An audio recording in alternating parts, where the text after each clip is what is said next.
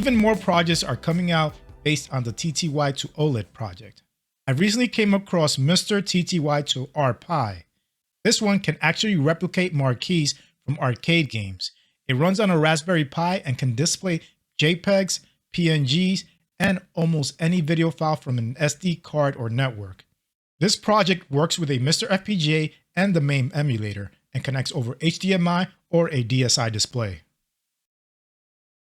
We now have a beta release for the SNK68 core.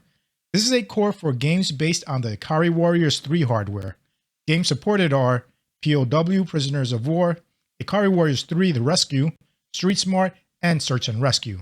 Since it's a beta, there are known issues, but you can try the core out yourself by visiting the project's GitHub page. Also, if you want to read about the details on the core's development, check out Track17's Patreon page. The Mystery TTL game that Jimmy Stones is working on turns out to be the arcade game Clean Sweep. This is a game that is almost 50 years old, so it's really simple. The game had you cleaning dots on the screen using a bouncing ball and a paddle at the bottom of the screen.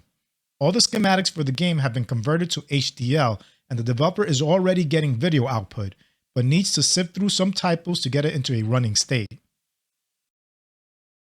Darren O and the Track17 are responsible for many cores. Now they have an easier way of distributing their cores to users. Usually, you would have to go to the core's GitHub and download it, and then copy it to your MiSTer FPGA. With this new downloader, which was made easier to implement thanks to work done by the Ypsilon, you can just integrate it with the update all script to have all the cores downloaded and organized for you. Otherwise, you will have to go to the GitHub to obtain them. Like Hotego's JT cores, these cores will not be available through the MiSTer's built-in update script. This downloader will give you the ability to obtain the following cores: Truxton, Truxton 2, Hellfire, Prehistoric Owl, POW, and many more.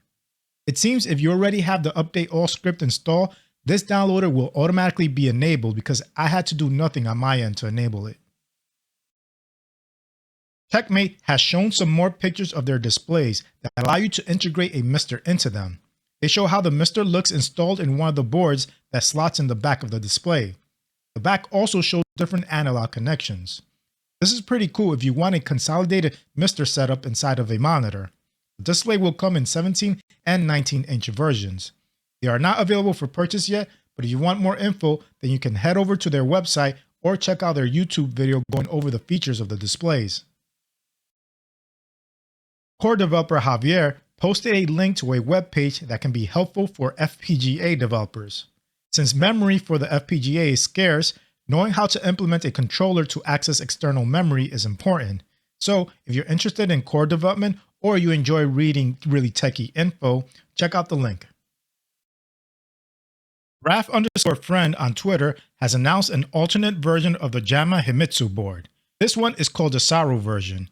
A beta PCB is in the hands of testers already, and the project will be open source so you can build your own if you want to. The other version of the JAMMA HIMITSU is called the Kami version, and you can pre-order that version now on their Ko-fi page. The difference between the Saru and Kami version is that the Kami version will come with direct video, a USB hub, and video amplifier integrated into the embedded system for convenience, so the Saru will be a lower cost version with fewer features for those who do not need the extras. You can follow Raf_friend on Twitter to get more information on both boards. Thanks to FPGA developer Jayurko, who found a fatal bug in the core based on Sega's superscalar games like Outrun, Hotego can now continue work on it. As a result of this breakthrough, we now have a beta core for the Super Hang-On game. The core runs really well, and the only known issues are that the road colors are not right and the sprites are displayed over the text layer. You can try out this core if you subscribe to Hotego's Patreon. The Prehistoric Owl core has received a few small updates. Audio channels are mixed, an updated YC module for those using S-Video or Composite, and there is a horizontal vertical sync adjustment for 54.1 Hz. You can obtain this core if you have the update all script installed on your MiSTer. Pierko has given some updates regarding Bank Panic. He first talked about decoding I/O ports from the game schematics. Then he decoded and translated Bank Panic's video timings to Verilog. Eventually, thanks to help from Retro Clinic, he he's now getting the first background layer appearing in simulation. Darren O accidentally stumbled onto schematics for Alpha Denshi's 68K96V platform, thinking they were schematics for the Prehistoric Owl game. Because of this happy accident, we are now getting a core for Sky Adventure. At the moment, there is no sound, but progress seems to be going well. We have an accuracy update and a major feature for the PlayStation Core. Regarding accuracy, the core can now execute instructions from the BIOS with the correct timing. Now, for the major feature.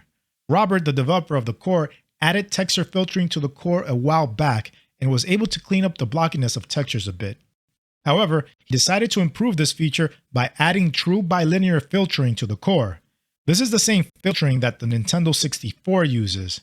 He has a post showing the first results and then has another post comparing all versions of the filtering he developed. I know this has nothing to do with accuracy for the core, but I do enjoy seeing features that enhance the games you play.